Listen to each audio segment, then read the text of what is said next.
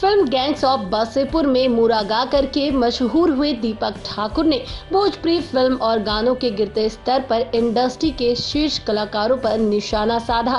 उन्होंने भाजपा सांसद और भोजपुरी अभिनेता रहे रवि किशन के गाने पर भी तंज कसा।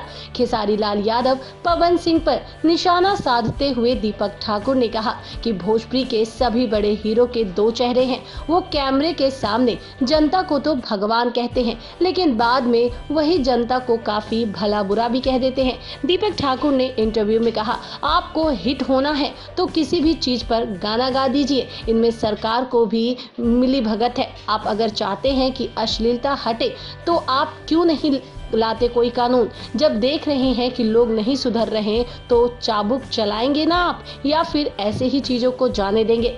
दीपक ठाकुर ने कहा कि आप भोजपुरी इंडस्ट्री में ऐसे गाने आए हैं जिसे खुद आपके सिंगर्स भी अपने परिवार को सुनने के लिए नहीं कह सकते। रवि किशन पर निशाना साधते हुए उन्होंने कहा, एक जमाना था जब लहंगा रिमोट से ही उड़ जा रहा था। आपको बहुत अजीब लगेगा कि आजकल तो सावन के भक्ति गाने में भी अश्लीलता आ गई है।